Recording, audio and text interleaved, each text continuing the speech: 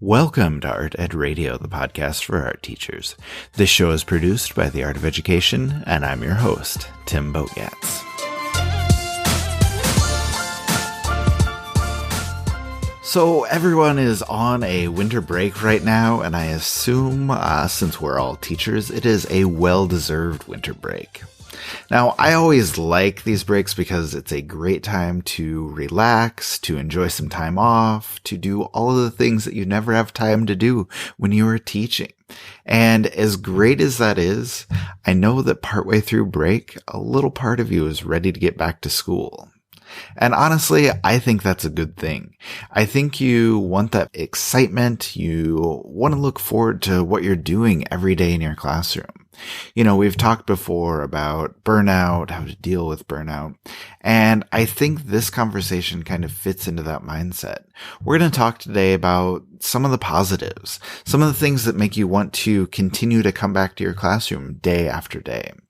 So Andrew will kind of dive into that positive mindset and talk about all the ways that we keep things running right and keep ourselves wanting to come back to the classroom.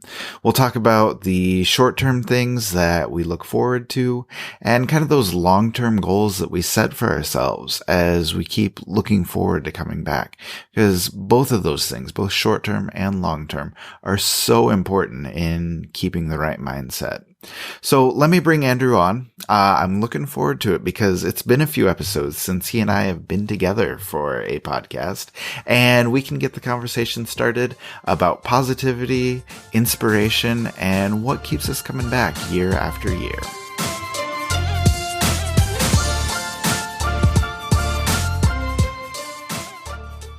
And Andrew is here with me now. Andrew, how are you? Hey, man, I'm doing awesome. How you doing?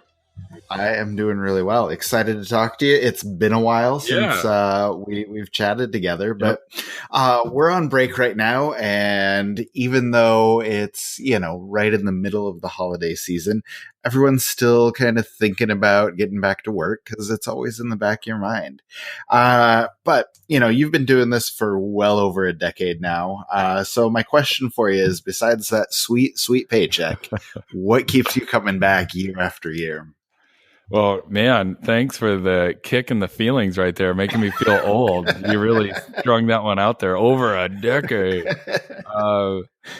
I had one of these moments, right before, Christmas break, holiday break. And I think this answer is going to come up a lot, man.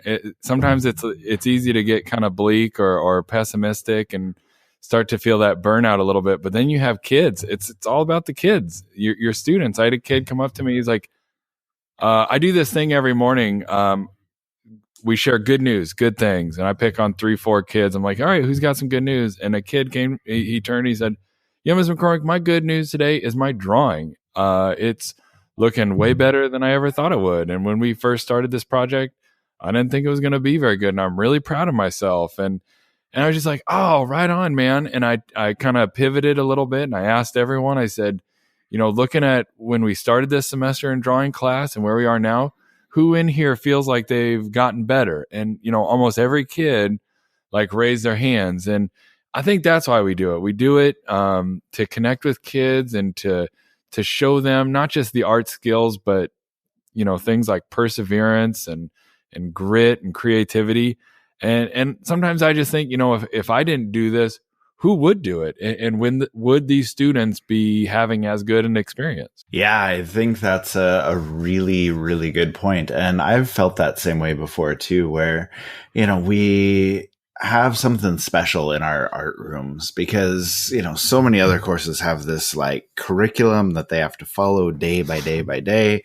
And, you have to get to page 413 in math and you have to read this in English class. And, it's so structured, but, we can take the time to, have real conversations with our kids. And, those connections that you talk about, I think are so important, not only for us and making things enjoyable, but much more so for our kids, because especially when kids maybe aren't getting those needs met outside of school for whatever reason, you can be that sort of positive force, and you can, like I said, create those connections, and like you said, teach them so much about perseverance and grit and creativity and whatever else comes up, and just life in general too. And I think that's a pretty amazing thing. But I think your kind of focus on positivity is a really great idea. And it kind of leads me into my next question, just kind of on that micro level, like what keeps you coming back day after day? Like, what do you focus on a daily basis to try and be positive and to, try and enjoy your job a little bit more on that daily basis? Well, I mean, I've had a couple moments where I kind of ventured away from teaching, and I've felt like not fulfilled. There's something about just how challenging this job is that is what makes it so rewarding. And every day I screw up, and every day I get a chance to do it better, and every day I get a chance to kind of make up for the mistakes I made the day before, or the mistakes I made with the lesson before, or how I didn't connect. So I don't know that there's that many jobs that give you that many opportunities to make mistakes, challenge yourself, learn from it, get better. I just think if I were in sort of like a more typical 9-to-5 job that didn't require much in the way of innovation or imagination and creativity, dude, I would be so bored and so not fulfilled. So, that's a selfish thing. I just think like it fills me up. It fills my bucket up, and I really love it. But then I also think, I enjoy the challenge, and I enjoy thinking about what I could do better. Now, that's also part of the bane of a teacher's existence is I feel like I'm never not a teacher, and I think I've said this on some podcasts before. My teacher brain almost never shuts off. Even into the summer and Christmas break, I'm still thinking about, okay, what's a better lesson I could do? What's a better curriculum? How could I better connect with this kid? There's usually about a couple weeks in July where like the noise of my brain has shut down, and I can enjoy life and not be a teacher. Yeah. And then a couple weeks later, it's like, oh, it's almost August. I better start thinking about curriculum and projects. Yeah. So that's both, awesome, and it's a little bit challenging. But I don't know. I stay pretty positive.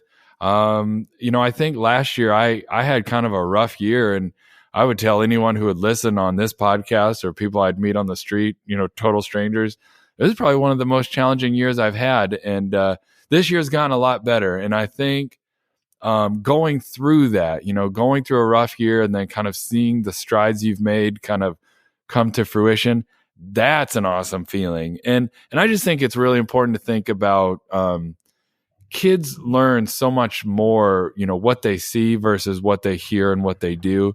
And I think it's really important as a teacher that we model that positivity, and then they pick up on that. And I don't know.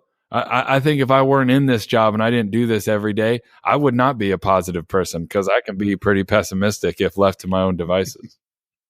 Yeah, that's true. And that actually leads me into my next question, next thing that I think we can both talk about. So, what are some specific strategies that you have to, just make sure that you are appreciating what you do, to kind of keep your mindset right, to kind of stay positive, both on the short-term day-to-day basis and also thinking long-term? Like what do you do to make sure that your mindset is right? Well, I think as reflective teachers, as critical thinking teachers, it's really easy to beat ourselves up with all the things that didn't work and ways we could have done things better. And that is what makes people effective and good teachers. But I think at some time also you have to kind of shut that down and be thankful and grateful for the things that are going really well. And I know this, it's kind of cheesy. I've transitioned a little bit, and I don't just teach middle school anymore. I'm back to traveling between some buildings. I travel between a middle school and a high school, and I model thankfulness to my students, and I model giving kids props. So it sounds really cheesy, but this always works. Like if you're feeling a little bit down, you're feeling a little bit burnout, frustrated, angry, And who hasn't felt those things at least once during every single day as a teacher, right? But when you do feel those things, to try to kind of like flip that around on its head and just be like, you know what, guys, I am so thankful for like how hard you've been working.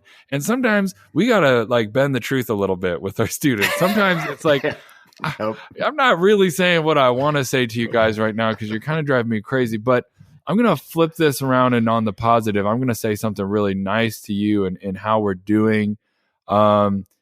And I think like it just kind of comes back to you. And I don't mean to get all hippy dippy and like grand karmic universe stuff, but I mean, I've seen kids that I'm in conflict with, like they're misbehaving and, you know, I'm trying to get them to do more in their artwork and they're not trying to hear it and they're getting a little bristly and edgy.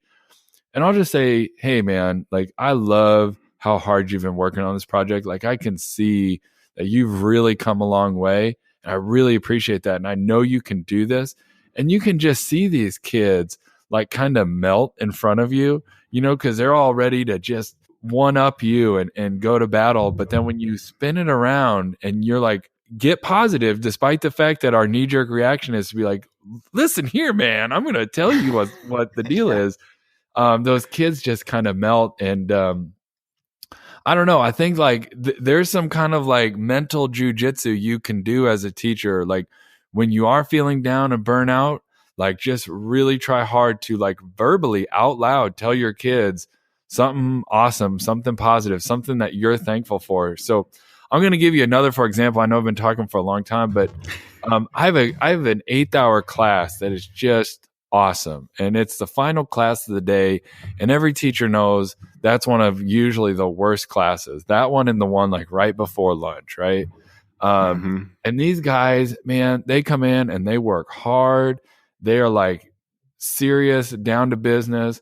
Almost nobody has any missing assignments. Everyone's like working really hard. And I probably tell them 3 to 4 times a week as they're leaving to go out the door, you know, to go home. I'm like, hey guys, I just want to tell you, I appreciate the heck out of you guys. You're working hard. I love seeing you guys every day. And I just don't think kids hear that sort of stuff enough. And I think when you kind of put that out in the universe, it kind of changes not only like their brain chemistry, but your brain chemistry. Like it's hard to be down on yourself or down on things when you're just like, I'm really thankful for you guys and you're awesome. And you just kind of start to believe that stuff, you know? Yeah. And I think there's a lot to be said about that positive mindset because, you know, it's something that I do as well. Something that, you know, a strategy that I used to use in my classroom all the time and what, you know, I still do it like with my kids in the car, like as, you know, my own kids as we're driving to school, is you just start the class or just start the day with, hey, what's one thing that you're really looking forward to today? Or, you know, what's one thing that we can be positive about today? And I think when you're always looking ahead, when you're always looking forward to something, then you can really, really change your mindset and really kind of get that positivity going. But then, like you said, it's also important to kind of reflect on that and appreciate what's going on, like in the moment. And it's okay to say to your kids, hey, I love what you guys are doing right now. You know, I really appreciate how hard you work, whatever it may be. It's always good to, you know, stop class once, you know, and just talk to them about what's going well, or at the end of the day, say, hey, I really appreciated X, Y, and Z today. And that positive mindset, like you said, is kind of contagious. And I think that that's helpful for everyone, for your kids especially, but for you as a teacher as well, to kind of stay positive. And go ahead. Well, I want to kind of ask you a question because I'm kind of thinking about, you know, this talk is really about, you know, motivation as us, the teacher, and being engaged and fired up and fighting back against burnout. But we're also kind of venturing into notions of like classroom management and kind of building that positive environment, because that's really integral to get teachers to be engaged and inspired. We've both had those classes that just kind of drive us bonkers, right? For whatever reason, too many kids, bad chemistry of kids, wrong time of day. I was just thinking, I have a class right now, you know, first period. And usually you think kids are like half asleep first period, but they just, man, they love each other and they just love talking. They just never like stop talking. And I'm like, okay, I bet I tell them 15 times a class period, hey guys, we are being way too loud. Hey, that table, you're out of control. Knock it off. I told you to get back to drawing. Why do you think kids misbehave? That's the question I want to kind of get to. And then I want to get back to this hypothetical or real class. Why do you think that kids misbehave? Oh man, there's a lot of reasons. But I think it goes back to what we said a little while ago about, kids have needs that need to be met, right? Like there are certain things that everybody needs. And at the age that our kids are at, social interaction is way up there. And a lot of times kids don't get those relationships outside of school. They don't get them at home. And so they're really looking for something, when they're in school. And that's, just kind of how the teenage brain works for a lot of it. Like it's tough to fight that. But, on a base level, I think kids are a lot of times looking for something that they need that they're not getting outside of school. And the thing that I think that they need and want that they're not getting is attention and like, I see you, right? Like that kind of like prop. So think about this kid who's like, I want attention, whether it's positive or negative. And you just like stop the entire class and you're like, hey, this table over here, I done told you 3 times already. You got everyone's eyeballs to stop what they were doing and turn and look at that table, look at that kid. I mean, just like I can almost see and feel the power that just shifted from you to then that kid. And he got everyone to look at him, right? So now think about if we flip that around on the positive. And instead of like always calling out all these little negative things, and we instead go like, holy cow, you guys, hold on, stop drawing. Look at what this person is doing right here with like their shading, their painting, whatever. This is what I'm talking about, you guys. So then the sort of norm is like not this like negative recognition. It's like this positive recognition. And that's kind of like a long-term game thing with like your classroom management. But I've been trying to do a little bit more of that. And the funny thing is, that's like back when I was an elementary teacher. Like I didn't yell at all the kids who weren't like sitting down crisscross applesauce. I looked at the kids who were and was like, thank you, Billy, for sitting down like I wanted you to. And then everyone's like, oh, I want to be like Billy. But somehow I think like as secondary teachers, we kind of forget that. And we're just like, these are young adults. I'm going to start talking to them like that. And then we just like jump to write like all the things that are going wrong, So I don't know. Start thinking more like an elementary teacher. I just think that positive mindset, like we've talked about here, has a really big effect. And yeah, I think changing your mindset to get in line with that can be really helpful, when it comes to staying engaged as a teacher and staying positive with what's going on. So let me finish it up here. We got one last question that I want to ask you.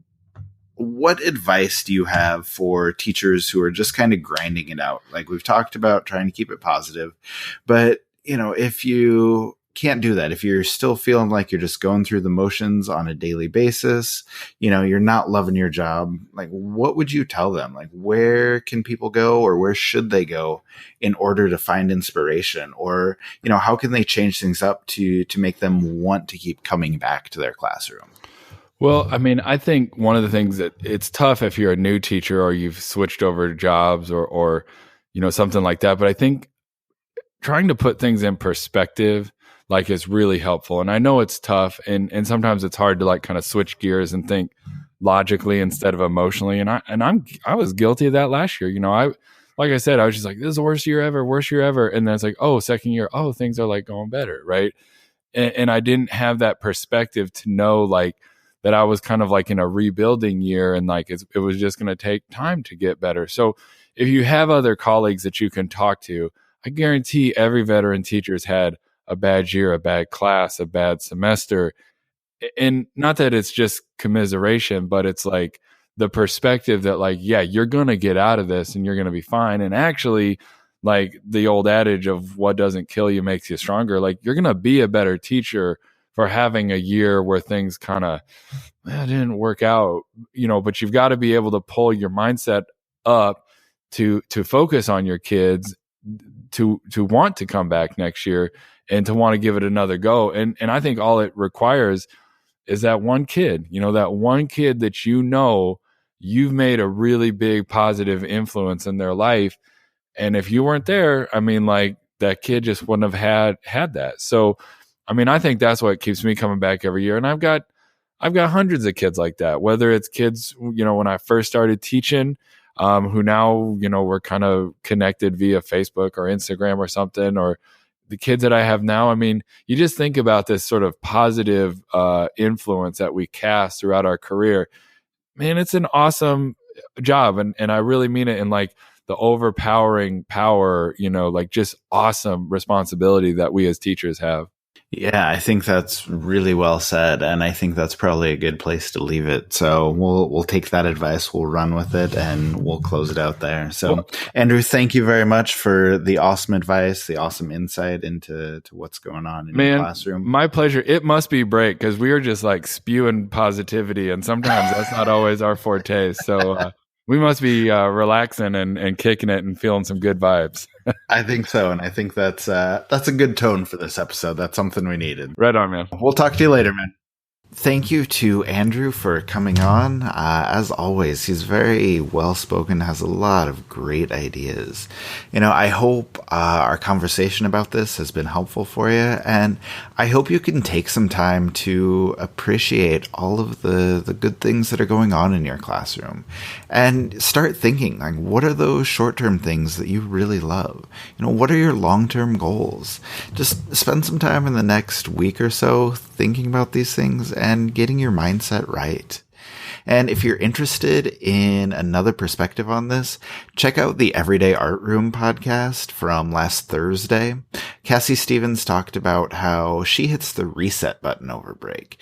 She has some great advice, and it's worth a listen. You can find it on theartofed.com under the podcast tab.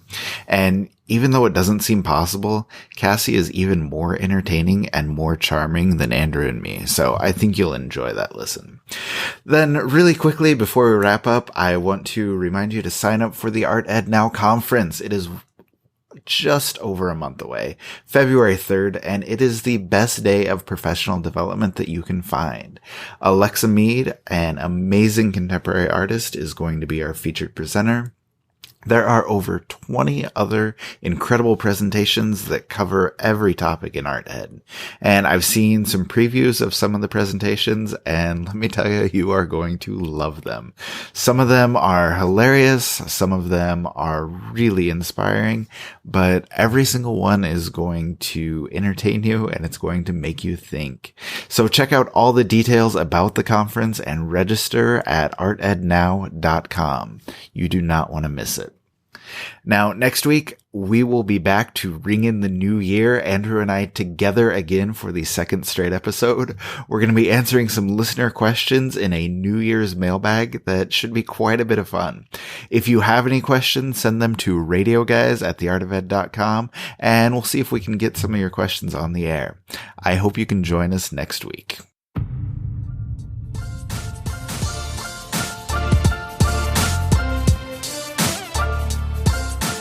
Art Ed Radio is produced by The Art of Education with audio engineering from Michael Crocker. Remember that you can sign up for our email list at artedradio.com. Now go enjoy your break. Thanks for listening.